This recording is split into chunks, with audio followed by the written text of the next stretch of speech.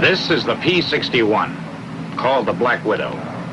She's well named because she packs 4 caliber 50 machine guns and 4 20mm cannon. An obituary notice goes with each bite. Those twin engines will carry her fast enough to catch up with almost anything in the sky. And she's maneuverable, as a fighter should be. Very easy to handle. She stalls, takes off, and lands at low speeds. Getting checked out on her is a pleasure.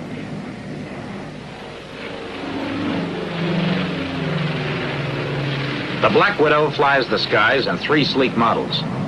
First, the YP-61, the earliest model of this ebony killer. Then the P-61A, the first model to go into combat service. And finally, the P-61B, the newest combat version. Let's watch this pilot learning his stuff on a P-61A.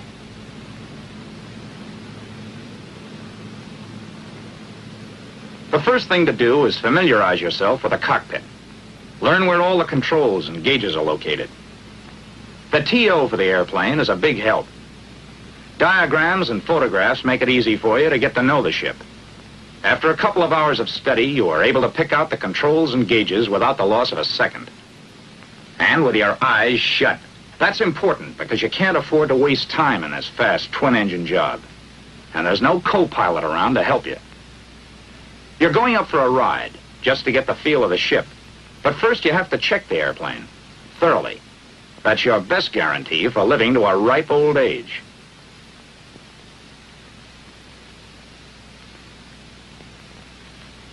Like most airplanes equipped with tricycle landing gear, the 61 has a nose gear towing pin.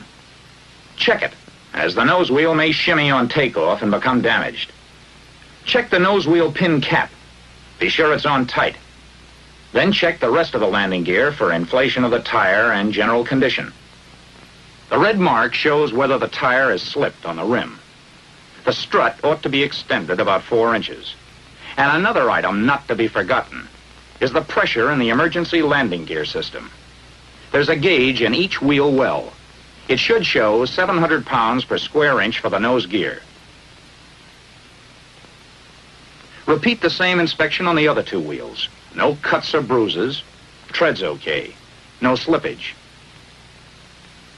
Strut clean and extended around 4 inches. And the emergency pressure?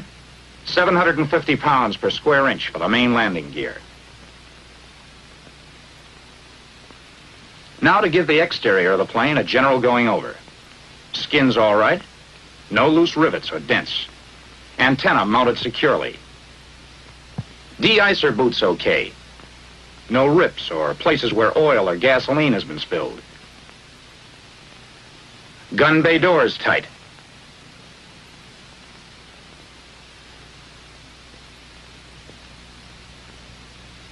Control surfaces in good shape.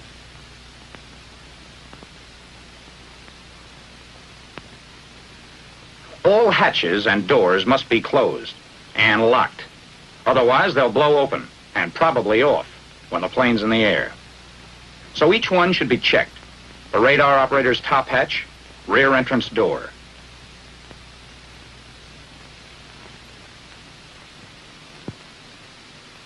Now you can get into the cockpit, but you have to climb right out again through the top hatch. Careful not to step on any plexiglass. There's one thing more to check outside the airplane. The gas tank filler caps.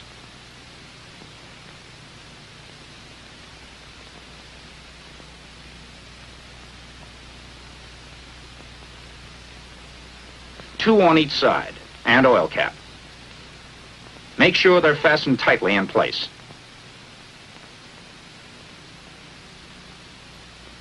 Here's an old story, but a wise one. Form 1A. Check and sign for red diagonals.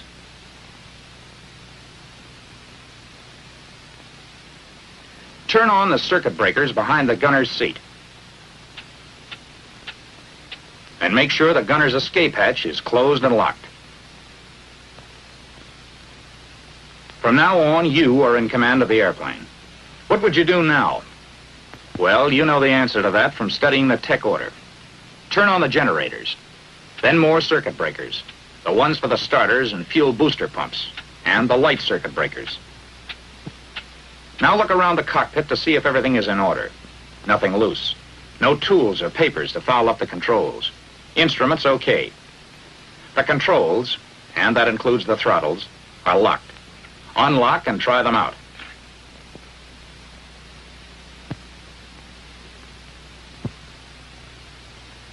Operate the rudders, elevators.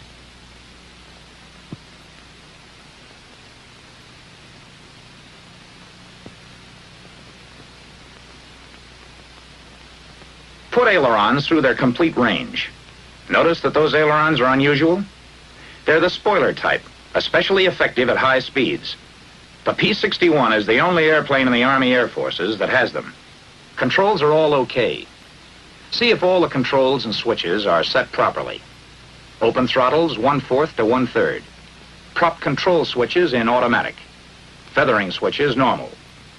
Test the prop circuit breakers to make sure the buttons are in. Check fuel in all tanks. Fuel valves set to outboard tanks. Crossfeed, which supplies both engines from one tank, off. Air pressure for the emergency brakes ought to be 425 to 450 pounds per square inch. Check the clock against your watch and the altimeter. Oxygen pressure 425 pounds per square inch. Oxygen regulator to auto mix on. Test the trim tabs. If they're in good working order, set them for takeoff. Now the instructor is ready to take over. While the ground crew pulls props through 12 blades, set the superchargers at neutral and throttles 1/4 to 1/3 open. Adjust both mixture controls to idle cutoff. Props at full increase RPM. Check to see that the props are clear. Then turn on the battery switches.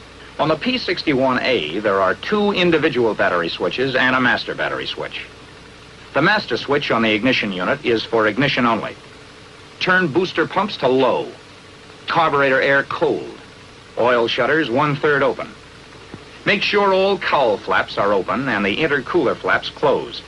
Automatic pilot, oil pressure off. Make sure that the VHF switches are off. Check carburetor air filter. Turn on master ignition switch and the right switch to both. Energize the starter and then prime the engine in the last 5 seconds of energizing. Since a putt-putt is furnishing your power, you should energize for no longer than 10 seconds before flipping the switch to mesh. If you are using the battery, the maximum energizing period would be 20 seconds. Don't energize beyond those limits or you'll damage the starter. When the putt-putt is being used, only your main battery switch should be on.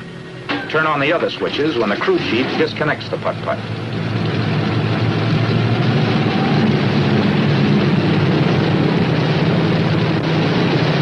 Adjust your mixture control to auto-rich. Close the throttle to run your engine as slowly as possible until oil pressure is indicated. As soon as oil pressure shows, adjust to between 1,000 and 1,200 RPM to prevent fouling of the plugs as a consequence of prolonged idling. Now we're ready to run through the same procedure for the left engine.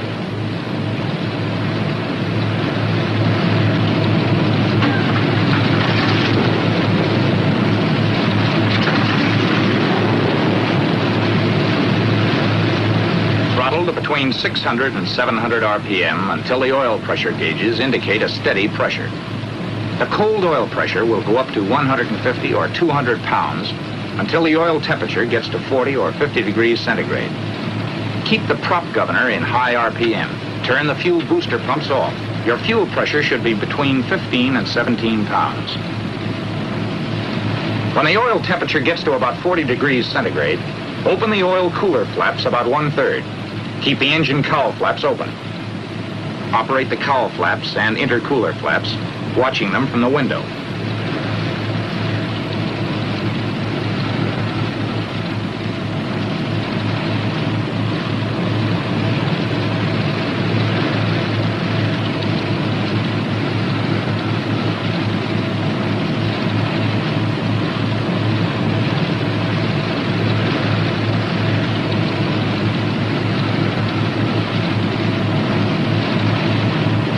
Operate the oil cooler flaps and check the gauge.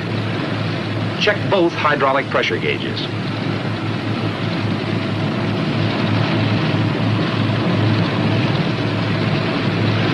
Make your interphone check and see that all entrance hatches are closed and locked. Okay to taxi to runway 29. Use taxi strip directly in front of you. Runway 29, roger.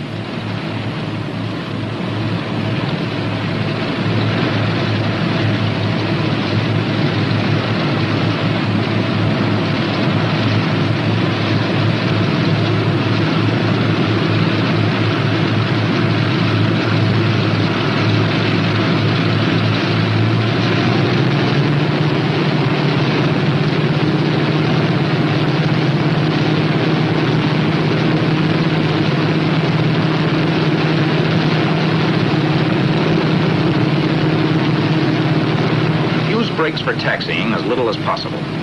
This holds good for any two-engined airplane. And when you want to turn, use your outboard engine.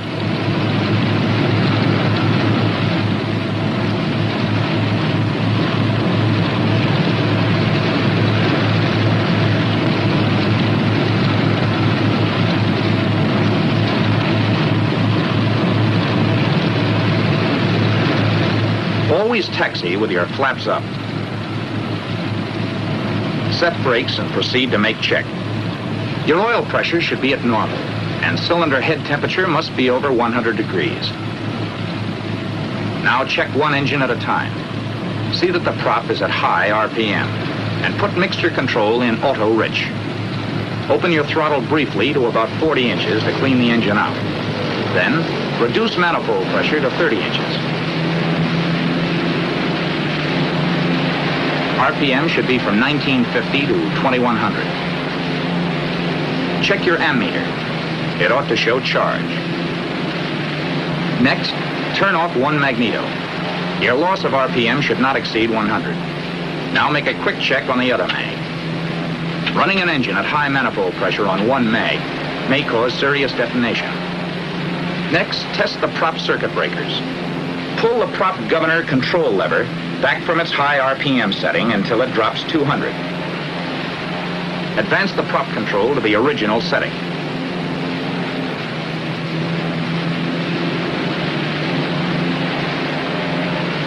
Use the feather switch to check the prop.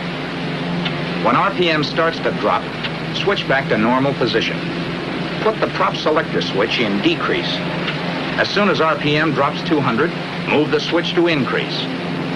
When the RPM goes back to 2100, put the switch in automatic. Now go through the same procedure for the other engine.